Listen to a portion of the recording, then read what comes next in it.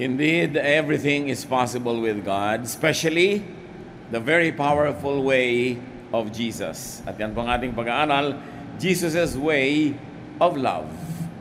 Ang paraan ni Jesus na maibigin at ang paraan niya kung paano umibig. We thank you, Father, for this time when we can be with you in spirit. And we thank you for our fellowship with our fellow believers. We ask you, Lord, to forgive us our sins, cleanse us, open our eyes, our ears, our hearts, so your words may be understood by us. Nawa, Panginoon, maunawa namin kayo at hindi lang yan, masunod namin ang iyong magandang kalooban. Kayo po ang siya magturo sa amin. Akayin niyo kami para lumawak, lumalim pa ang pagkakilala namin sa iyong anak na si Jesus at sa kanyang paraan na marapat lamang naming sundan. So we ask you, Father, to be our speaker.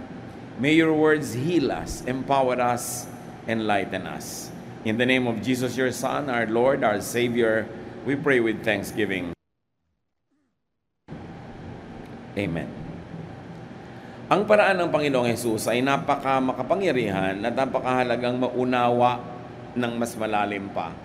We always pay lip service to the way of the Lord, to the way the Lord does things. Pero gaano natin kalalim ito na ilalapat sa ating buhay? How deeply are we able to apply in our lives the ways of Jesus?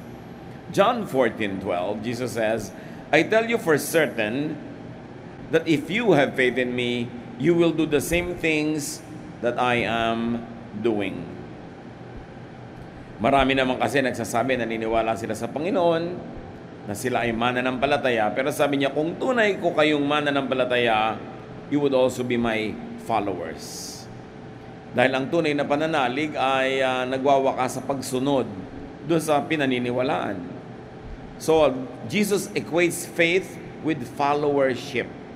We believe, therefore, we follow. It's pointless to believe and not follow. Pampagulo lang yon, pampasikip ng buhay natin, ang pinaniniwalaang di naman sinusundan. John 14:15, Jesus said to His disciples, if you love me, you will do as I command. So ngayon, nadagdagan ang kahulugan ng pagsunod kay Jesus at paniniwala. Ibig sabihin ay pag-ibig. Kung naniniwala sa Kanya, mamahalin mo siya. At kung minamahal mo siya, susunod ka sa kanyang mga iniuutos. So very interrelated the concept of believing, loving, and obeying. Parang isang cycle yan. Naniniwala ka pala, edi dapat mahalin mo siya. Kasi pag nalaman mo talaga kung sino siya at napinaniwalaan mo, mamahalin mo eh. At pag minamahal mo, dapat mong sundin o dahil sinusunod mo siya, napatutunayan mong naniniwala ka at nagmamahal. Jesus is the ultimate teacher and model in dealing with people. At yan ang gusto nating bigyan ng pansin at diin ngayon, mga kapatid. Kung naniniwala tayo kay Jesus, siya ang dapat nating tularan kung paano siya makipagkapwa, kung paano siya makitungo, makisalamuha, makipagniig, kung paano siya makisangkot sa mga tao. At dahil siya ang ultimate teacher and model, not anyone else, definitely not anyone in the Old Testament before Him, and not anyone in the New Testament after Him could surpass the supreme and the perfect example of Jesus. Surely may mapapala tayo, may mapupulot, may matututunan sa mga leaders, teachers, prophets sa Bible na nauna sa Kanya at mga sumunod. Pero ang dapat talaga na tularan, itaas at sundin ay ang estilo, ang paraan ni Jesus. 1 Peter 2:21, God chose you to follow in the footsteps of Christ, who set an example for you. Ang mga anak daw ng Diyos ay hinirang, pinili niya exactly for the purpose of following Jesus. Kung si Jesus ay anak ng Diyos at ang mga mananampalataya ay anak ng Diyos, pinarami ng Diyos yung anak niyang si Jesus sa pamamagitan ng marami niyang mga anak na mga tagasunod ni Jesus. And Jesus had one supreme command, that is to love people. Paano sasabihin ng isang taong siya'y mananampalataya kay Jesus kung hindi siya maibigin, kung hindi niya inuuna na ibigin ng tao, yun ang pinakamahalagang utos ni Jesus. John 13:34, "But I am giving you a new command. You must love each other just as I have loved you." So, a new command. Meaning, isa lang, hindi many. A new command, meaning this has never been commanded before in the same way that it's being expressed. It is not old, and in fact, it replaces the old. Bakit in-emphasize ang Panginoon na meron siyang bagong command? Because Israel lived by the 10 commandments. Ang dami nun. And in addition, Israel developed 613 other commands called mitzvots. So 613 plus 10 is already what? 623 commands. Nakakalito na sa dami at nakakataranta na sa pagsunod dahil pati haba ng balbas, haba ng damit, anong kakainin, anong hindi. Kasama sa mga commands na yan. So sabi ni Lord, huwag na lang kayong malito. Ang bibigay ko sa inyo, isang utos lamang. At ito ang bagong utos. Dapat bigyan ng pansin at dapat sundin. Sabi niya, mangag-ibigan kayo sa isa't isa. Ibigin nyo ang bawat kapatid sa Panginoon. Ibigin nyo ang inyong kapwa. 1 John 4:7-8, "My dear friends, we must love each other. Love comes from God, and when we love each other, it shows that we have been given new life. We are now God's children, and we know Him. God is love, and anyone who doesn't love others has never known Him." Dito ay nag-echo, umaalingaw-ngaw, pinapakitang muli sa napakalinaw na paliwanag yung utos ni Jesus. At sinabi sa 1 John, dapat tayo mag-ibigan. Kasi ang pag-ibig ay galing sa Diyos. Kung sinasabi mo ikaw'y bine-bless ng Diyos, dapat ang unang blessing na makita sa buhay mo ay natuturuan kang umibig sa kapwa. At nagiging maibigin din at kaibig-ibig pag ang iyong pagkatao. So niya, pag tayo nag-iibigan, ito'y patunay na nabigyan na tayo ng bagong buhay. Tungkol tayo, born again ka ba? Meron ka na bang new life? Meron ka na bang new hope? Ikaw ba'y renewed Christian? Etc. etc. Pero ang patunay daw na meron tayong bagong buhay ay tayo nagiging maibigin. Sabi tayo ay mga anak na ng Diyos at kilala natin siya. Ang Diyos ay pag-ibig. At sino mang hindi umiibig, hindi nakakakilala sa Diyos. Those that love know God. Though they may not know many things like systematic theology, like verses or doctrines, that usually are used to measure one's spirituality. Kuminsan ang nagiging patunay na ikaw nga ay may bagong buhay na sa Panginoon, na nagkaroon ka na ng kapanganakang muli, sa nagiging theology mo, sa mga namememorya mong verses, sa nagiging pagbabago ng inyong anyo, hairstyle, damit, language, tastes, what you buy and not buy, what you eat and not eat. But no. This is the way of the Pharisees. This is the way of the religious system of Israel, na patunayan mong anak ka ng Diyos sa pamamagitan ng nakikita at naririnig sa iyo. Pero sabi ng 1 John 4:7-8, ang patunay talaga na ikaw ay may buhay na bago na ikaw ay nasa Panginoon na, ay ikay maibigin na. The best way to know God is through the way of love. And the best way to make God known to others is also the way of love. In other words, let's not be confused. The distinctive of real believers is not what Bible version they read, is not what kind of articles of faith or statement of faith they subscribe to, pero nakikita sa kanilang pagmamahal sa kapwa.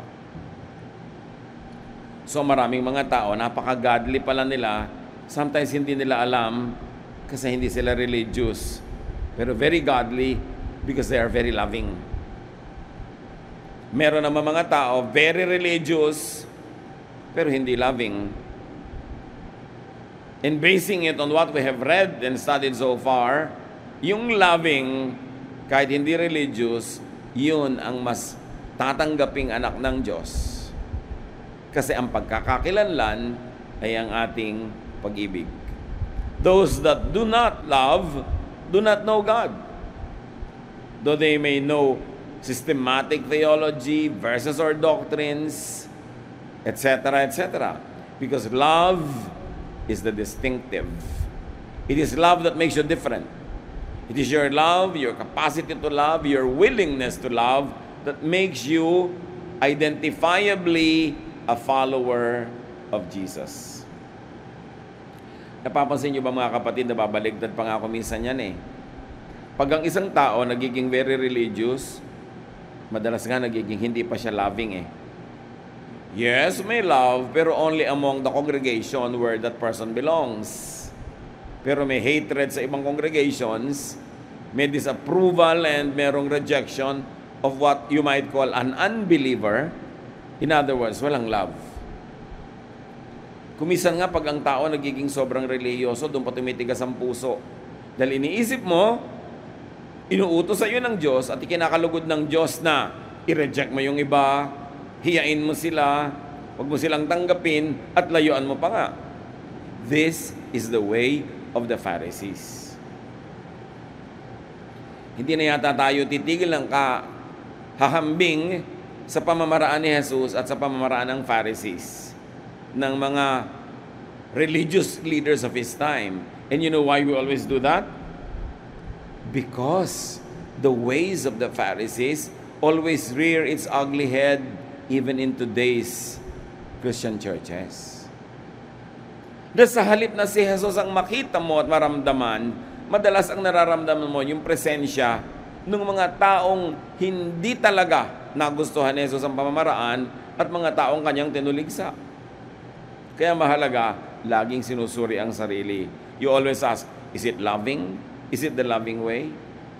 O ipagpipilitan mo ang doktrina mo, yung paniniwala mo, kahit nagiging unloving ka na.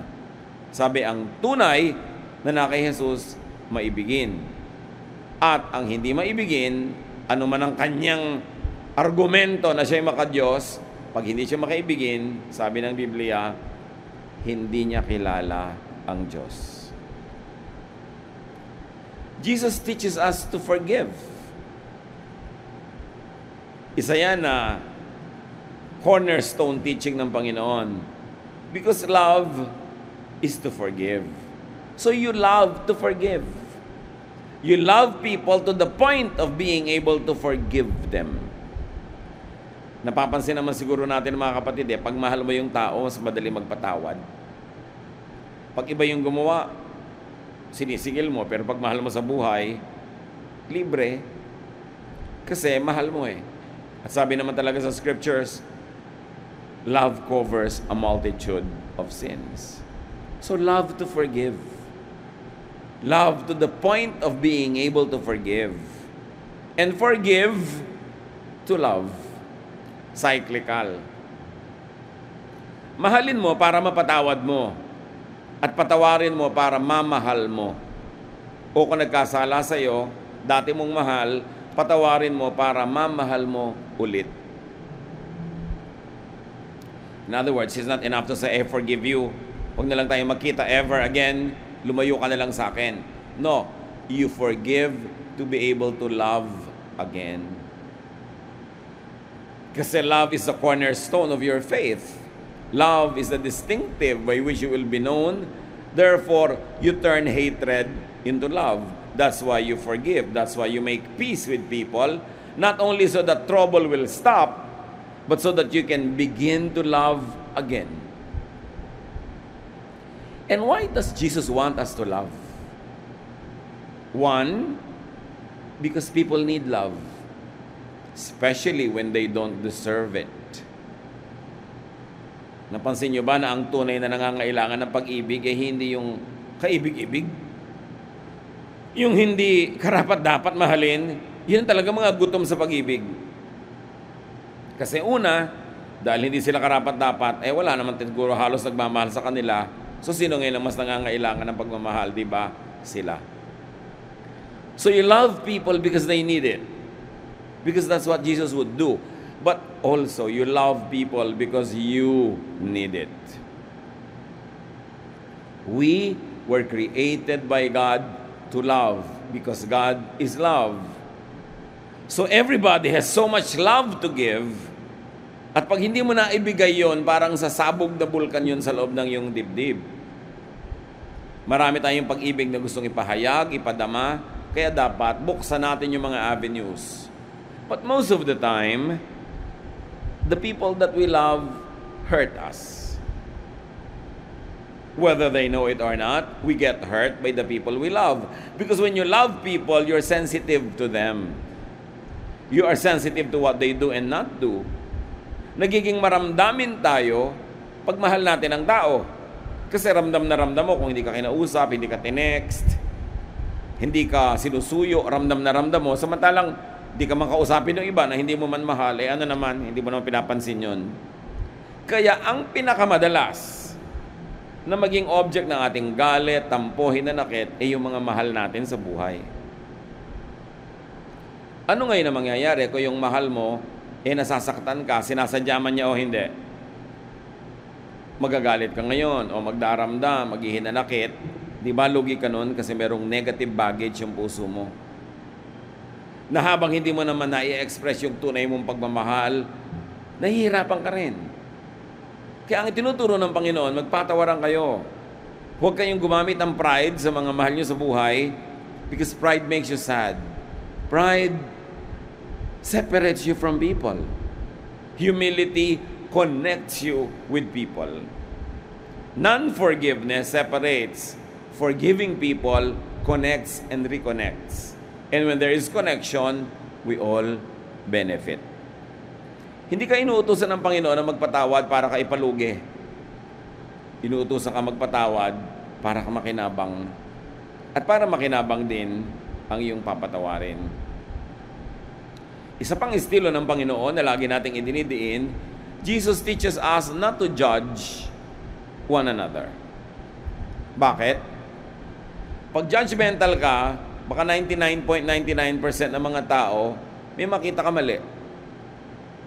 Pag nakita mong mali, maaring mabawasan ang affection mo o mainis ka pa o magalit. So, sino na naman ang lugi? Di ikaw. At pag lagi ang nakikita mo yung mali, lumulungkot ka, na-o-offend. So, para ka sumaya, don't judge other people. At para rin sila sumaya. Kasi marami naman sa atin mga kapatid, hindi naman tayo kontentong mag-judge na tama siya o mali siya. Pag nabigyan na natin ng judgment, usually, we also want to do the next thing, to punish people. Suriin niyo mga kapatid, mahilig ba kayong magparusa? Kasi ang pagpaparusa, kakambal ng judgmentalism. Pag may taong nakagawa sa inyo ng mali, paano nyo pinaparusahan? Mahal nyo sa buhay, kasambahay nyo, meron kayo hindi na gustuhang kilos niya o sinabi niya, paano nyo pinaparusahan? Di nyo pinapansin? O sinasaktan nyo ang damdamin niya? Basta tayo mahilig magparusa. At pag nagpaparusa ka, the evil side of you is made happy temporarily. But the good side of you grieves. Remember, inside everybody, there's some bad and there's some good. At pag pinaparusahan mo, tinitikis, sinasadista ang mahal mo, meron ding bahagi ng iyong puso na nasusugatan at nagdurugo. Kaya nalulugi ka rin. Maaaring may ikinatutuwa ka na nakakaganti-ganti ka, pero kung aminin mo kapatid, ikinalulungkot mo rin yun. Tao kasi tayo, nilikha sa wangis ng Diyos. Pag may ginagawa tayong masakit sa ating kapwa, kahit paghihiganti pa nga, dinaramdam din natin. Kadalasan, hindi lang natin binibigyan ng pansin na dinaramdam natin. Kasi gusto nating ituloy yung paghihiganti, yung paggawa ng mali. Pero pag ginagawa natin yon, it is our conscience that suffers. And we suffer in many other ways. So the way of Jesus to love you is to teach you to not judge. It is also the way of Jesus to love others. Kasi mahal din ni Jesus sa mga ginajudge natin, kasi sabi niya, huwag niyo siyang i-judge. At mahal ka rin, kaya ayaw kanya mag-judge. Kasi ikaw mismo titigas ang puso. You will have a tendency to make people suffer after you have judged them. And you will also suffer in the same way. Kaya ang sabi niya sa Matthew 7, 1-2, do not judge, or you too will be judged. For in the same way you judge others, you will be judged. And with the measure you use, it will be measured to you. Do you think that it is only God who will judge you when you judge others? No. When you judge others, you also judge yourself. Kasi nagiging clear sa'yo ang tama at mali. Tapos pag alam mo na may mali ka rin, there is a part of you that will be condemned by your very own judgment. We are complex beings. Hindi tayo mga simple. Kaya kung minsan, hindi mo alam kung bakit ka malungkot, yung pala ginajudge mo ang sarili mo. At sasabihin mo, kapatid, kaya alam ko naman ginajudge ang sarili mo nung nag-judge ka ng iba. Because when you judge, you get judged. Not only by God, but by your own conscience. Sometimes people are not aware that they are being judged by their own conscience. Kaya nade-depress sila. Nagkakaroon sila ng mga sakit na hindi makita ng mga doktor kasi spiritual illness yun. Hati ang loob. At ang pagiging hati, nagiging dahilan niya ng mga kasakitan. Pag hati ang loob mo, sinasabi mong masama ang ginagawa mo, tapos alam mong ginagawa mo rin, hati ka. Kasi ginajudge mo rin ang iyong sarili. Kaya maraming hindi maipaliwanag na sakit ang tao. Kumisan hindi makita sa mga lab tests. Pero spiritual illness kasi. At hindi natin laging na ikokonekta na ito yung nanggagaling sa being judgmental. Because the poison that you reserve for others is consumed in your own blood first. Kaya dapat magandang iniisip mo sa kapwa. Kasi yun din ang iisipin ng konsensya mo tungkol sa iyong sarili. Pinagpapatawad mo, pinagpapasensyahan ng kapwa, dahil yung budhi, ganun din ang gagawin sa iyong sarili. Because, sabi ni Jesus, as you do to others, it will be done to you. Kasi sabi niya, do to others as you would want others to do unto you. So you want to be forgiven? Forgive. You don't want to be judged? Don't judge. Lahat ng katuruan na ito ni Jesus ay dahil mahal niya tayo. Alam niya ang paraan kung paano matatahimik ang ating mga sarili. Judging others means non-love. Judging others means judging oneself. Bakit hindi pag-ibig yun? Yun ay hindi pag-ibig sa kapwa at hindi rin pag-ibig sa iyong sarili. Kasi pag sinabi mo, dapat i-judge ang kasalanan mo na yan, para magpapaulan ka ng mga pana para tamaan yung may kasalanan. Pero dahil kasalanan mo rin yun, tatamaan ka rin. At masasaktan ka rin. And the moment that you deny in your heart that you're also guilty and you're judging yourself, mahahati ka. Kaya iba nagkaka-split personality pa, nagkakaroon ng schizophrenia. Dalawa ang pagkatao o mahigit pa ron. At kuminsan, nagiging dalawa rin ang boses o nagkakaiba-iba. Sabi ng iba ay possessed. No, bihira sa mga ganun cases ang possessed by spirits. Madalas, it's a psychiatric situation. Dahil lito sa sarili, hindi consistent. And one of the greatest and biggest and easiest way to be inconsistent is to judge others. Because there is very, very little chance that you will pass the same judgment. That you will pass it. Kaya sabi ni Jesus, maging mabait ka na lang at mapagpatawad para yun din ang matanggap mo mula sa Diyos, mula sa iba, at higit sa lahat, mula sa iyong sariling budhi. And because Jesus loves us, Jesus teaches us to enjoy simple pleasures.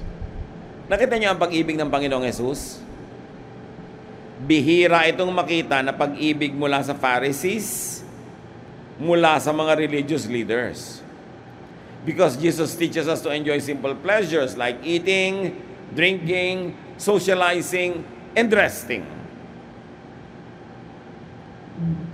Madalas pag nakinig ka sa religious leaders, gusto lang nila lagi kang pagurin, pag-ayunuhin at pag-fasten. Gusto kanya lagi maging anti-social almost. Ikulong ka sa ministry at pagurin ka ng pagurin. Hindi nyo ba napapansin na ganyan ang general trend? Because they equate godliness sa pagiging pagod. Papaliitin ang mundo mo, mapapagalitan kapag uma-attend ka ng mga pagtitipo, ng mga party. In fact, kahit nga religious event yung inattendan mo, pag hindi yung sariling church ang sponsor, ayaw ka pa rin pa-attendin, kukulungin ka, kukulungin ang iyong isip, paliliitin ang iyong mundo. That is not the style of Jesus. John 2, 1-2. On the third day, a wedding took place at Cana in Galilee. Jesus' mother was there. And Jesus and his disciples had also been invited to the wedding. Needless to say, the Lord went. So what does that tell us about Jesus? That Jesus attended socials. So why will modern day religious leaders prevent God's children from attending socials? When Jesus himself, the supreme example, was always present in many socials. Matthew 11:19. But the Son of Man goes around eating and drinking, and you say, that man eats and drinks too much. He is even a friend of tax collectors and sinners. Yet wisdom is shown to be right by what it does. Nakita niyo ang example na iniwan sa atin ng Panginoong Hesus?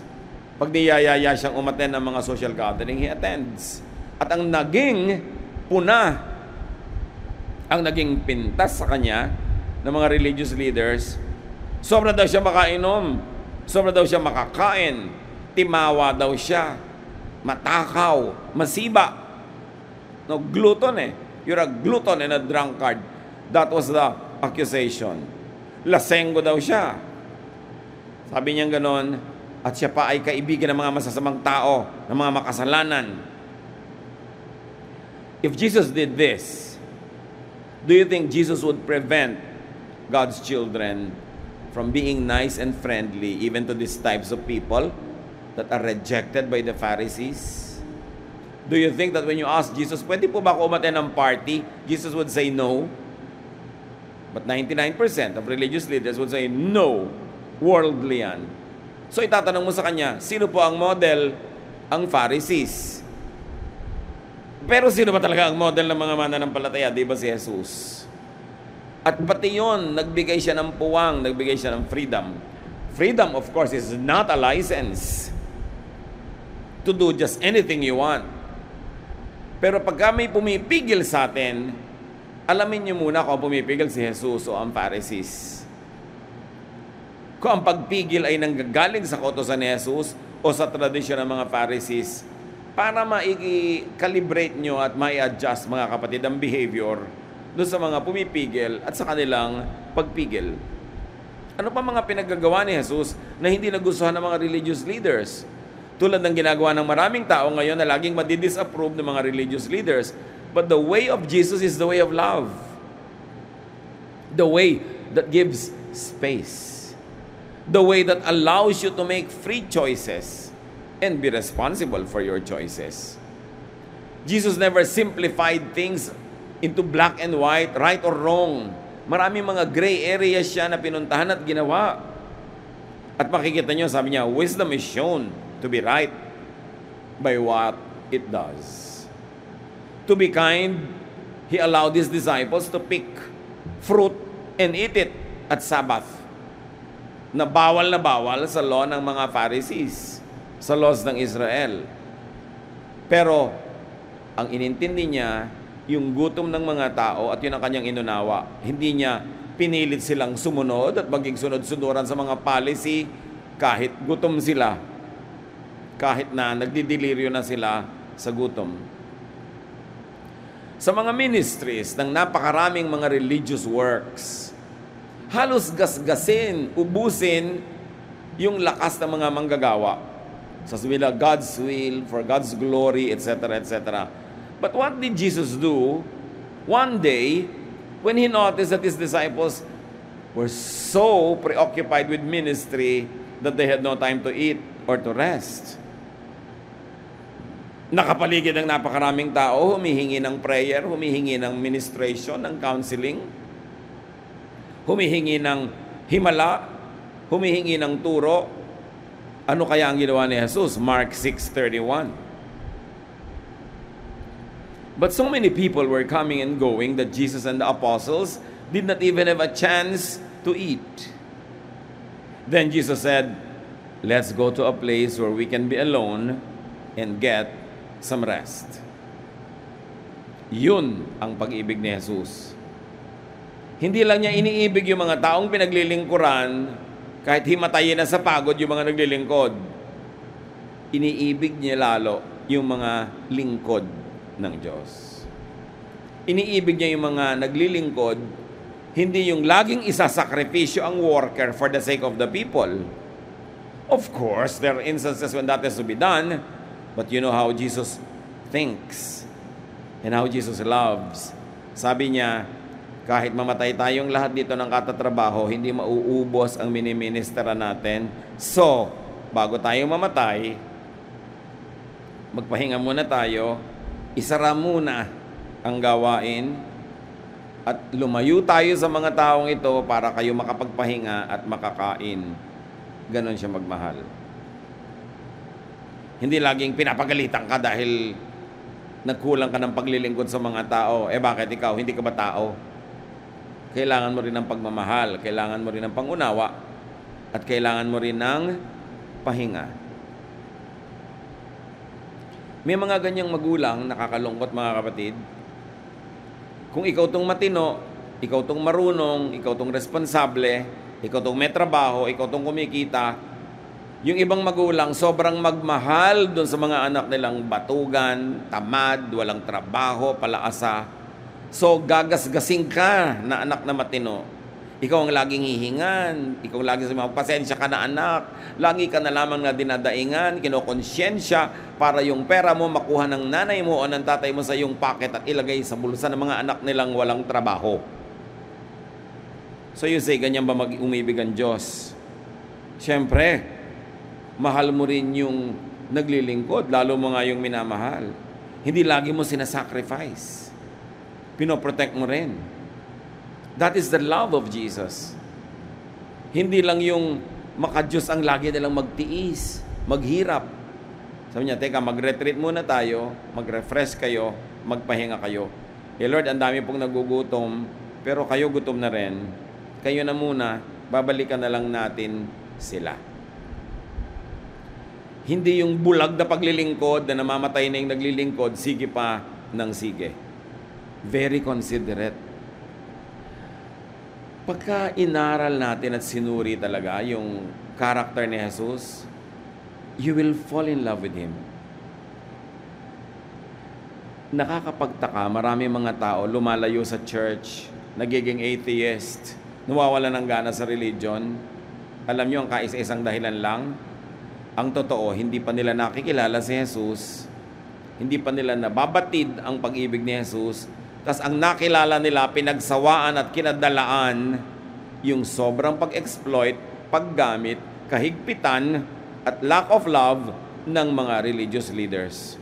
So they think that when they are turned off with organized religion, when they are turned off with the leadership, they think that they also are turned off with God because they mis-equate those people with God. Akala nila yun ang utos ng Diyos. Therefore, kasi itong akala nila ay lingkod ng Diyos, hindi nila nagugustuhan, dapat hindi na rin nila magustuhan ng Diyos. Sa mga nakausap ko po ng mga nagsasabing sila ay atheist, ayaw nilang maniwala sa Diyos, pag sinuri mo, ang ibig lang nilang sabihin ay ito, Hindi sila naniniwala sa organized religion. Hindi sila naniniwala sa isang particular na sekta o pamamaraan, o hindi sila naniniwala sa isang doktrina. Kaya sabi ko, ihiwalay nyo ang issue ng Diyos sa issue ng religions who are saying that they represent God. Because these institutions could misrepresent God. So kung gusto nyong lumayo sa kanila, edi lumayo kayo, pero huwag kayong lalayo sa Diyos. Hanapin nyo ang Panginoon. Gusto nyo sa ibang paraan, sa ibang institusyon, sa ibang grupo, pero huwag nyong idamay ang Diyos sa mga pinaggagawa ng mga religious leaders at ng mga religious organizations na nakaka-turn off sa inyo. At naiintindihan nila. Oo nga,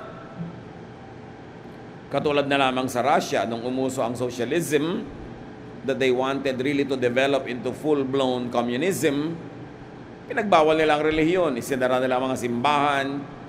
Bakit? Kasi dala sila sa kasaysayan kasi ng Europa at lalong-lalo ng Eastern Europe, ng Russia.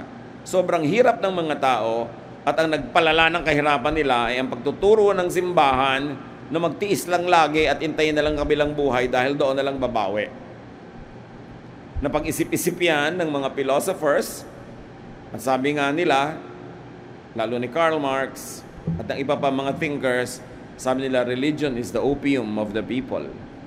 In other words, they think of religion as just a tool of the powers that be, meaning yung sabuatan ng hari at ng simbahan, ng palasyo at ng simbahan, para panatilihing mga tao, huwag silang mag-alma, huwag silang mag-alsa, at patuloy na makinabang yung dalawang powers, yung palace at yung church.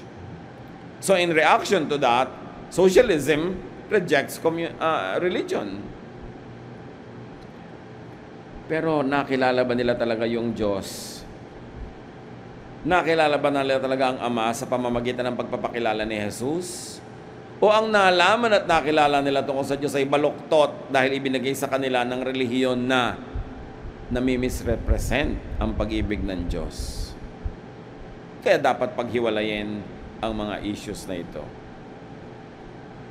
According to the example given by the Lord, everyone must have and must be given space and time to rest. Everyone must be given a chance to be alone to be able to rest well. Hindi na kailangan pag-usapan o botohan pa kung sila ba ay magpapahinga, sila ay kakain. Kaya mga kapatid, kung kayo nagpapahinga, may mga time na kayo ay naglilingkod sa Panginoon pero kailangan nyo ng pahinga, kailangan nyo ng break, hindi na kailangan humanap ng reason or excuse or justification. Kung magpapaalam kayo sa inyong ministry, at sabi nyo magpapahinga muna ako ng 2 months, you don't have to feel like a sinner. And you must not be treated like a sinner. Hindi na kailangan ipaliwanag pa, o kailangan mo ng pahinga, o sige, gusto ng Panginoon magpahinga ka. Huwag mo lang sobrang habaan. Magpahinga ka, ibig sabihin, habulin mo yung hininga mo, at pag nahabol mo na, get back to the ministry. Get back to where you belong. At ang nakita natin na personalidad ng Panginoon was that He was a very sociable person. Jesus grew in wisdom and stature, in favor with God and with men. He was socializing. Hindi niya ikinulong ang kanyang sarili, inalayo sa mundo para wag siya magkasala. Talagang nakihalubilo, nakipagmabutihan siya sa mga matatawag na makasalanan. Sabi niya, I came to seek and to save the lost. Siyempre, hindi naman siya nakisama, pero siya ay nakihalubilo. Bakit siya nakihalubilo? Because socializing is premised on loving. It is premised on giving to and not judging others. Yung pagiging sociable ng Panginoon is a direct contrast to the separatist attitude of the religious leaders. Alam niyo ba na mga religious leaders of Israel noong panahon na yon, kung ang araw ay nakatagilid, hindi tanghaling tapat, na sa anumang angle ay pag tumama sa isang bahay, yung bahay ay magkakaanino doon sa kalsada, sa maliit na lansangan. These religious leaders will never pass by a street with the shadow of the house of a sinner. Hindi sila papayag na maglakad na mapalagay sa anino ng bahay ng taong itinuturing nila makasalanan. Ganon ang paghiwalay nila. Pag unclean ka, hawiwalay ka. Ang konti-konti nang pwedeng makisalamuha sa kanila, yun ay binasag ng Panginoon. Hinayaan niya ang babaeng dinudugo na humawak sa kanya, bawal yon. Hinawakan niya ang isang bangkay at binuhay, bawal yon. Pumunta siya doon sa lalaking inaalihan ng maraming masasamang espiritu na nakatira sa mga libingan, bawal pumunta doon kasi magiging marumi ka. Hinayaan niya ang kanyang mga disipulo na kumain ng Sabat, sa Sabat. Nagpagaling siya ng mga may sakit sa Sabat, bawal yon. Ang dami.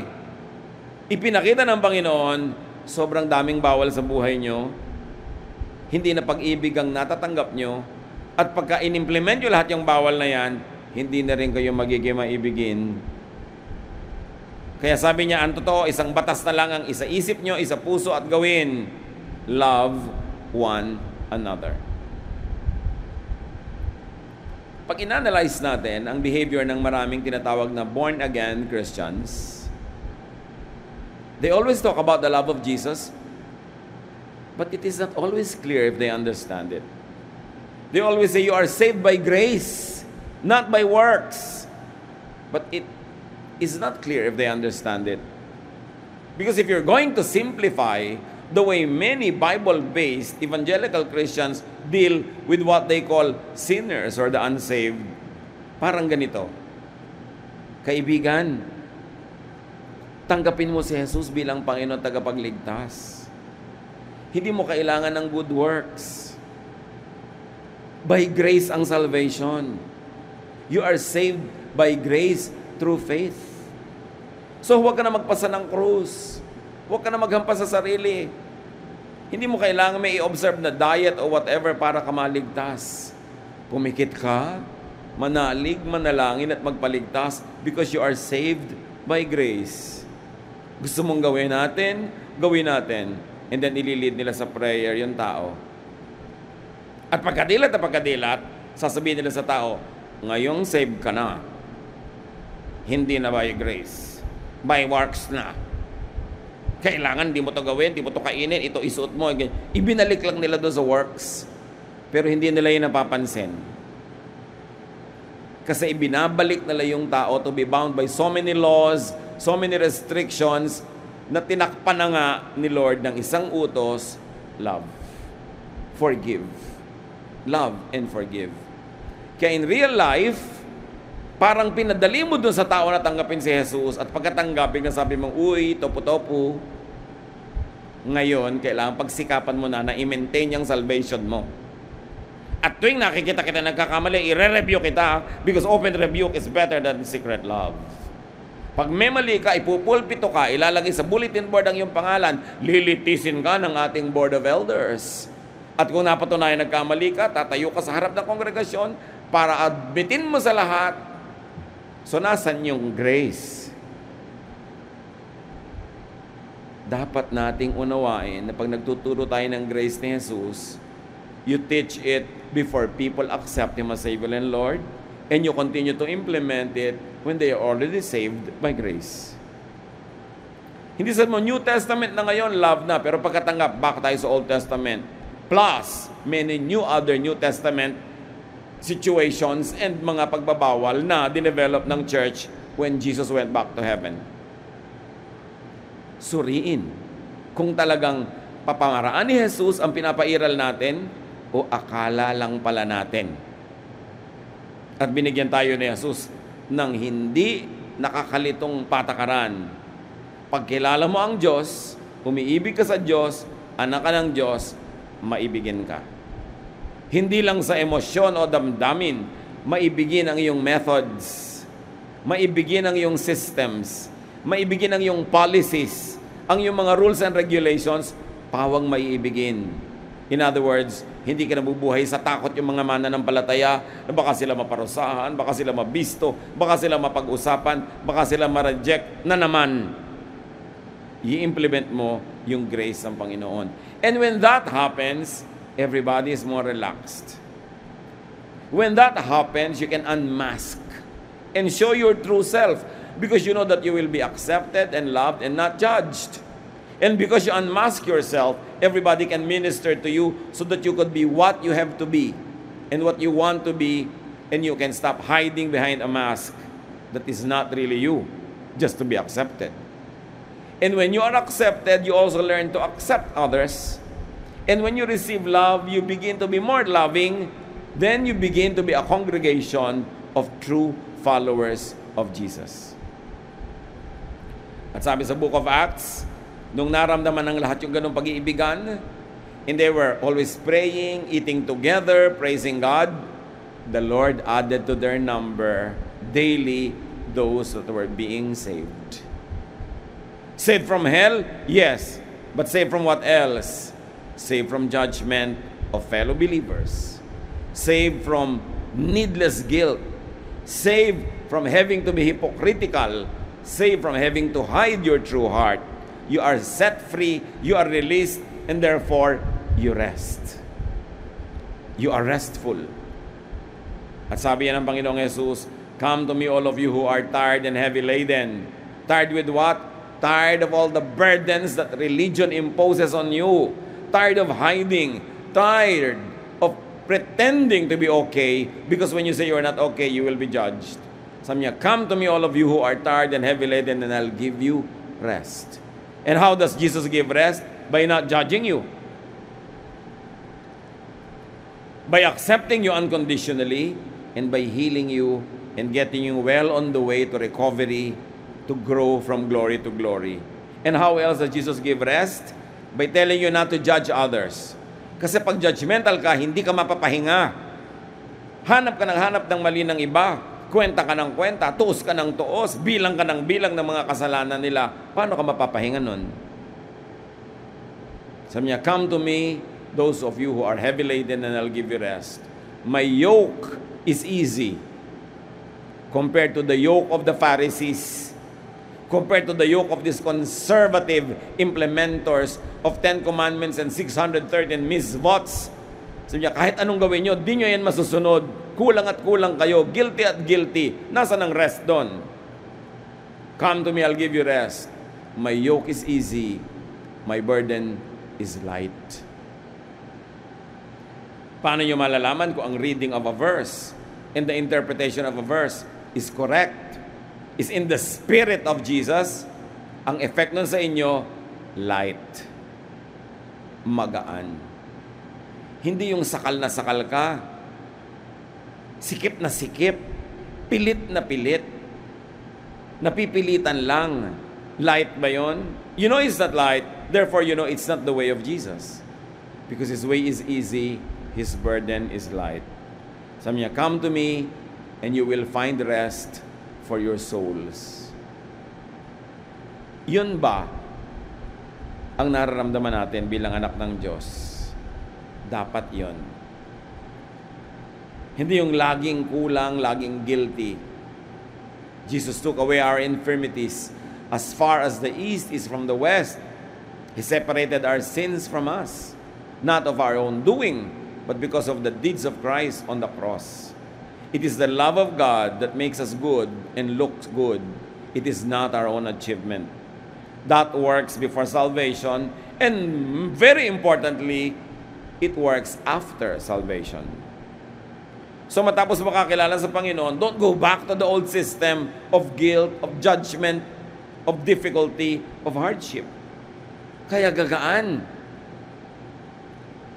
Hindi dahil talagang madali, kundi dahil pinadali ng Panginoon because of His unconditional love. He was called by His critics a glutton and a drunkard. Can you imagine that? It means He was really going around eating and drinking. When will we ever know and accept that? Kasi many Christians have become so Pharisaic and conservative that they deny even these verses. Ay, hindi naman siguro, baka naman tubig lang yan. Ayaw mo kasing tanggapin because you were conditioned by religion already to demonize socializing. That even the verses are clear, many people will not accept it, and they will insist on the other, less restful and more judgmental reading of the verse. The first recorded miracle of Jesus was turning water into wine. It was not even healing a sick person. It was turning water into wine so that the party and this wedding reception will not be interrupted just because there was no more wine. Ganun siya kabait. Ganun kahalaga sa kanya yung enjoyment ng mga tao. You know, the people of Israel, especially during the time of the Lord, 99.99% of them were dirt poor. Because the economy was enjoyed only by the Roman colonizers and the local elite, the political and the religious elite. Nasa kanila lahat ang pera at kabuhayan, and everybody else was a slave or a free person but working like a slave. So when they have a wedding and people are having fun and they're eating and drinking, Jesus will not allow it to be interrupted in kindness to these people who work so hard and get so little from life. Ganun siya kabait. How do we translate that into life? Alam natin maraming problema tao. Maraming mahal sa buhay na may sakit o namamatay o namatay. Maraming utang. Maraming pangamba. Tapos nagkakasiya-siya sila ngayon, mangingil-joy ka ba? Ganyan ba tumawa ang Christian? Pasalamat ka nga, napapatawa pa siya. Nare-relax ang katawan, sumasaya, tapos kikil-joyan mo. Pamisa-misa lang makabili yung tao ng damit na pinapangarap niya. Sasabihin mo, anong damit mo? Nagsusuot ba ng ganyan ng Christian? Sabi mo, oo, Christian ako at suot ko to. Therefore, sinusuot to ng Christian. Anong problema mo? Ang dami kasing church bullies. Ayaw kanilang sumaya. Yung mga taong sobrang mga istrikto, sobrang mga mahihigpit, masusungit, madalas tingnan nyo, wala lang silang love life. So gusto lang magdusa din yung iba, naiinis sila sa masaya. Subukan mo magkaroon niya ng papa. Ang mama. Biglang sumasaya, hindi ka pinapansin pag masaya ka. They are so miserable that they want to inflict their misery on everyone else. And aren't many religious people really miserable? Nagtatago sa relihiyon, ikinukubli ang mga sarili nilang frustration sa buhay, nagpapakatago-tago, nagpapakakonservative, layo ng layo sa lalaki. Yung pala, wala naman talaga, nanliligaw lang. So para huwag na lang mahalata, layo na lang ng layo. At pagka ikaw maraming manliligaw, mainit ang ulo sa'yo. Kukurot-kuroting ka, sisimangutang ka. Di ba ganda ng mga old maid natin, mga tita, ang hihigpit, subukan mo magka-boyfriend niya, luluwag. Hindi naman lahat. Pero maraming ganon. Many people are so miserable that they want to inflict others with the suffering that they suffer. Kaya sabi ni Lord, don't be like that. Relax. Learn to love. Learn to enjoy the moment. Because when you are enjoying the moment, when you are rested, when you are well-fed, you become kinder.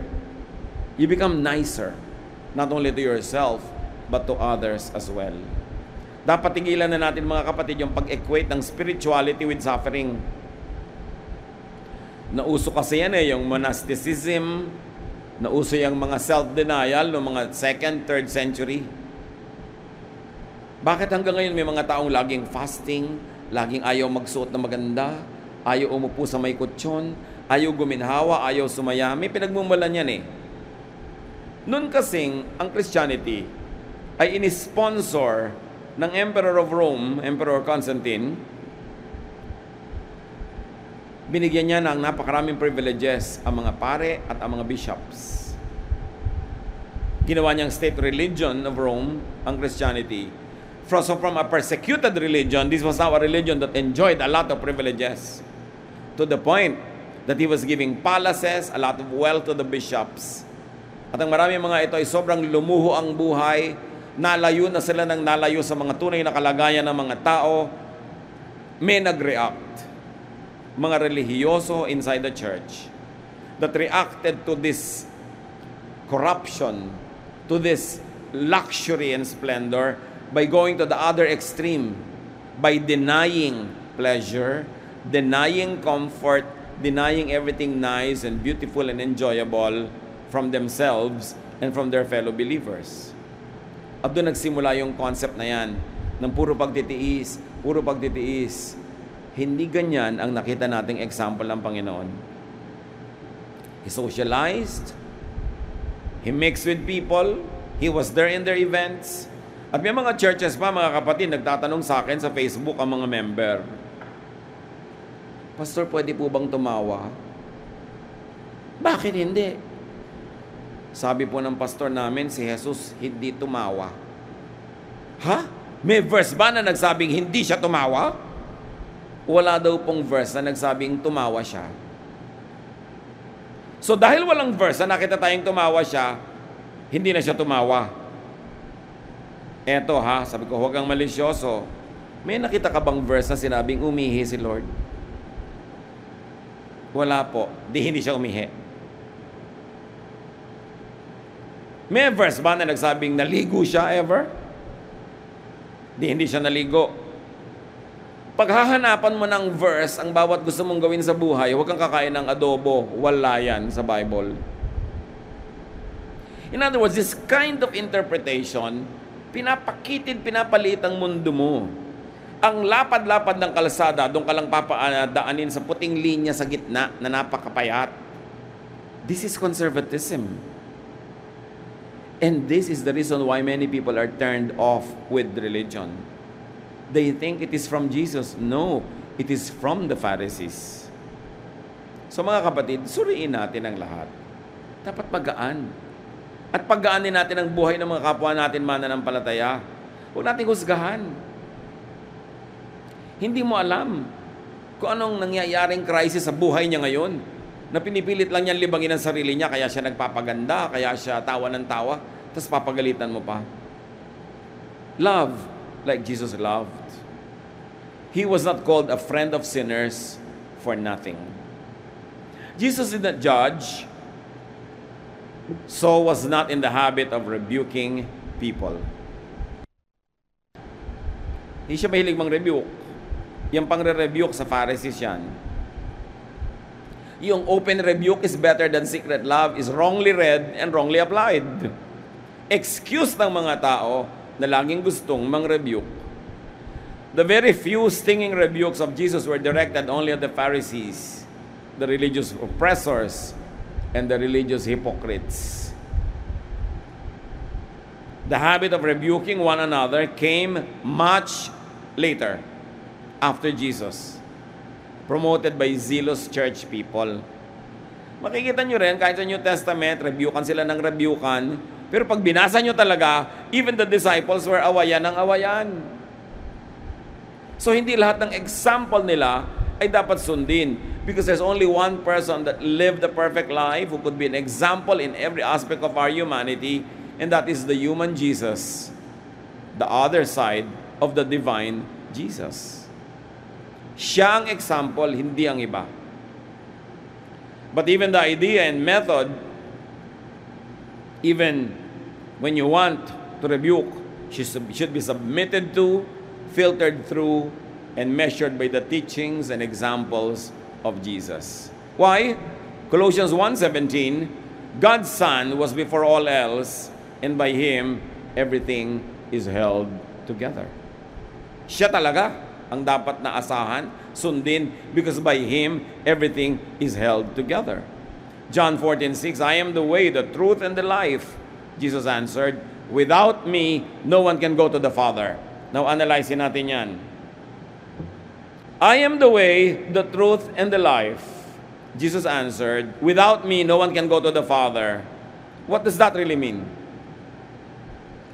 The usual reading is, without Jesus, you cannot go to heaven, you cannot be saved from hell. Yes, that is a very good reading. But there are many other layers of reading. Because to say the Father also means heaven, which means a heavenly life, the reign of peace and contentment and happiness and rest in a person's life, whether or not nandito pa siya o nasa kabilang buhay.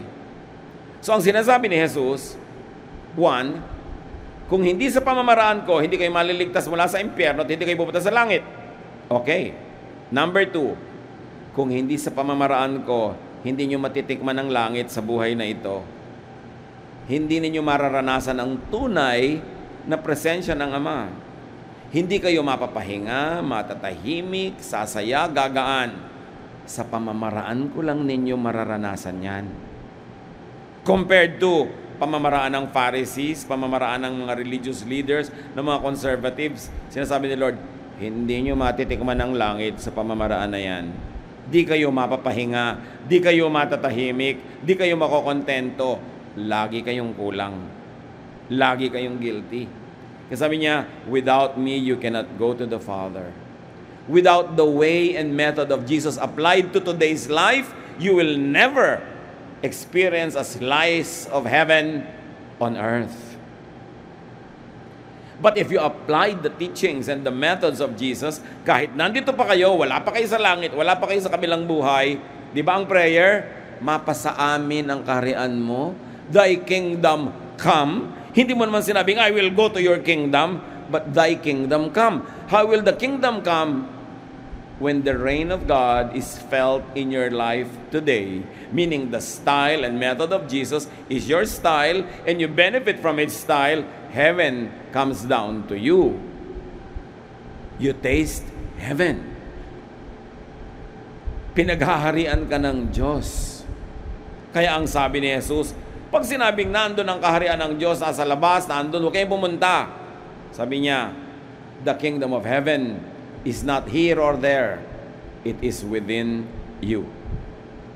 So kahit ngayon mga kapatid, the good news is, pwede nang ma-enjoy ang kingdom of heaven, pwede nang maranasan how to be in heaven by applying in your life the methods of Jesus. He will usher you into the presence of God. God will reign in your life. The Father who loves will rule your life, and you will behave and know and feel as if you were in heaven already. Remember, thy kingdom come. Mapasa amin. Paano yun? Sundin ang paraan ni Jesus. Walang ibang dapat sundin, si Jesus lang. Kung may conflict kung sinong dapat sundin, huwag kayong malito. Si Jesus dapat. Philippians 2:9-11. Therefore God exalted him to the highest place and gave him the name that is above every name, that at the name of Jesus every knee should bow, in heaven and on earth and under the earth, and every tongue acknowledge that Jesus Christ is Lord, to the glory of God the Father. That leaves no room for error in interpretation. It is the way of Jesus that must be our way, His style, His method, no others. Because Jesus is above all else, the way of Jesus is the highest. Needless to say, Christians are to follow Christ. Jesus set clear commands and graphic examples on how to deal with our fellow men. Identify the teachings and examples of Jesus from variant, opposing, and disobedient teachings and examples given by other personages and institutions. Hindi lahat ng teaching na sinasabing Christian siya, hindi lahat ng teacher o grupong sinasabing Christian sila ay paraan nga ni Christ ang pinapairal. Kung minsan akala lang nila, hindi nila nauunawa that the way of Jesus is loving, forgiving, restful, kind. Always ask, what did Jesus do? The way of Jesus liberates, gives life, and enriches. Wala kang pagsisisihan, wala kang kalugi-lugi pag kay Jesus ka sumunod. Pero dapat clear kung sinong sinusunod. Sabi ni Lord sa John 10, everyone who came before me was a thief. Ang mga naunang guro na nagturo, ninakawan lang kayo. Ninakawan kayo ng saya, ninakawan kayo ng kalayaan, ninakawan kayo kahit ng inyong pera. Sabi niya, my sheep hear my voice, and they follow me. Linawin natin kung kanino tayo sumusunod. In loving people, what Jesus did then guides us to what we would do now under similar circumstances. Choose the way of peace. Choose the way of love.